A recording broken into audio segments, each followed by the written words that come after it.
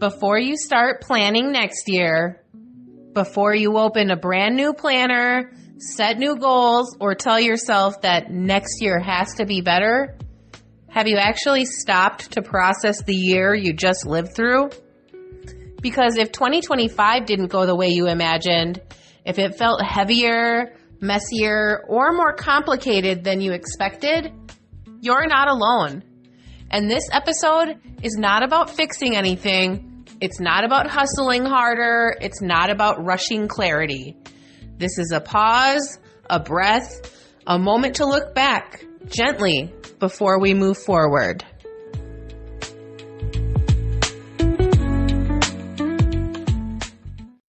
Hey friend, and welcome back to Sparkle and Shine. I'm Cassandra, your creative biz bestie and the heart behind Pretty Pineapple Bead, where I make colorful, confidence-boosting jewelry for women who want to feel vibrant, bold, and totally themselves. Here on the show, we talk all things small business, mindset, marketing, growth, and everything in between, with a whole lot of encouragement and real talk along the way. As this year comes to a close, I wanted to do something intentional.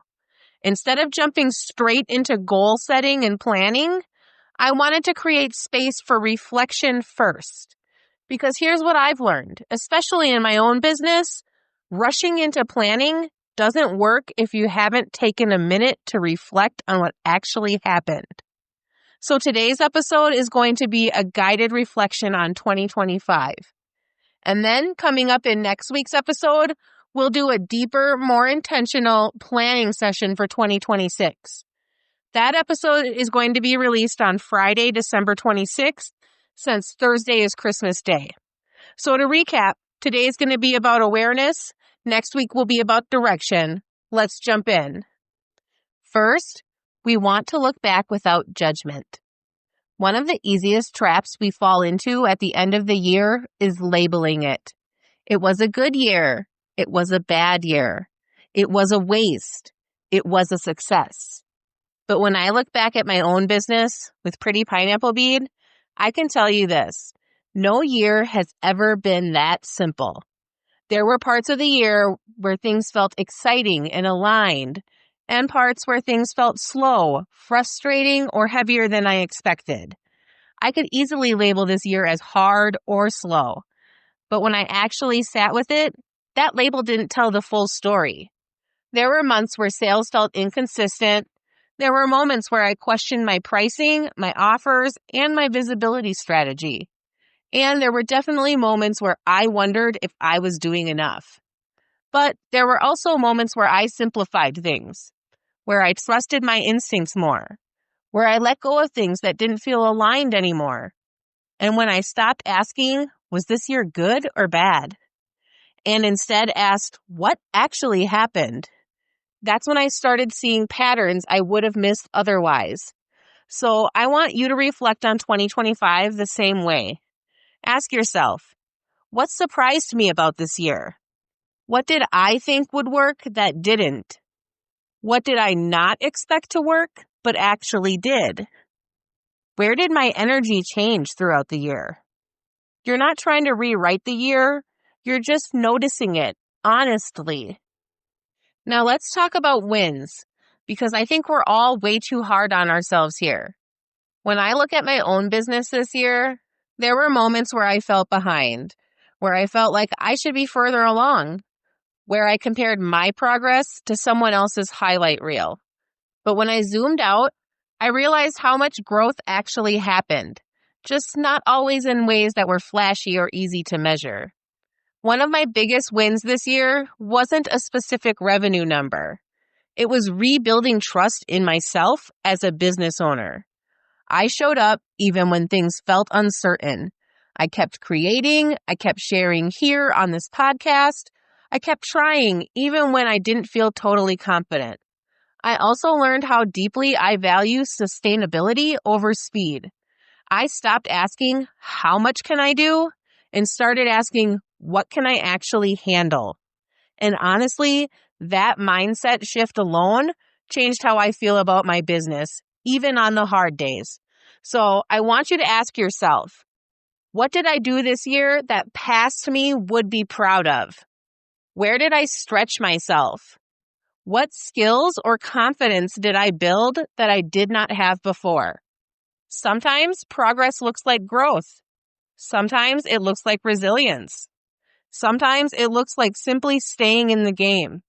And if you're still here, still dreaming, still building, that matters more than you think. All right, now let's talk about the things that didn't work. Because if you ran a business this year and everything worked perfectly, I'd be shocked. For me, there were offers I tried that didn't land the way I hoped. Content that didn't perform the way I expected.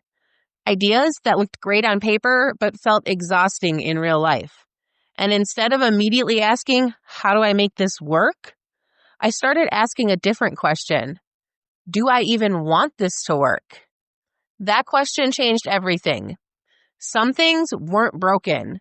They were just misaligned. They required too much energy for too little return. They didn't fit the season of life or business I'm in anymore. And that does not mean they were bad ideas. It just means they don't need to come with me into the next year.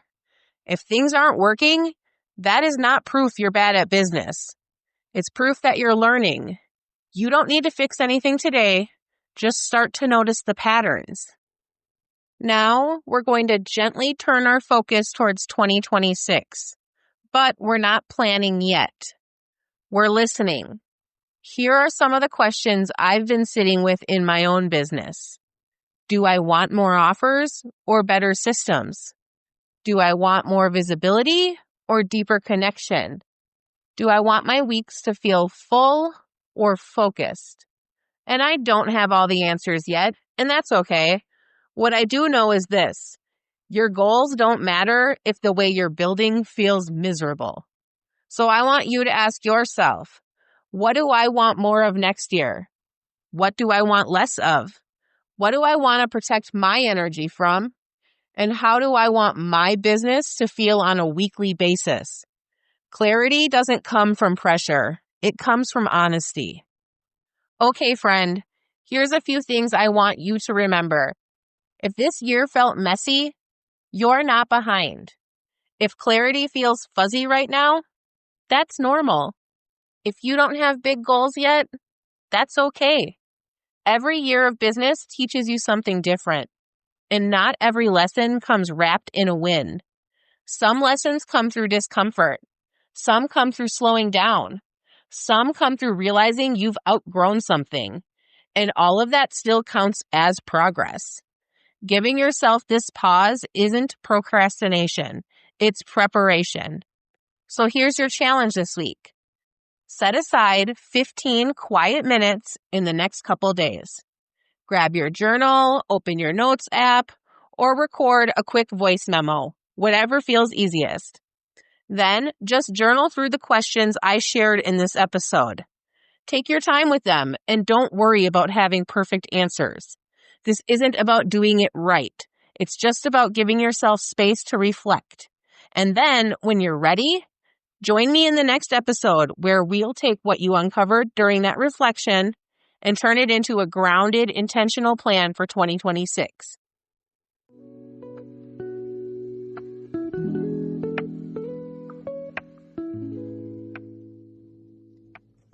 Thank you so much for being here and for taking this time to reflect with me. If this episode resonated with you, share it with a biz bestie or leave a quick review.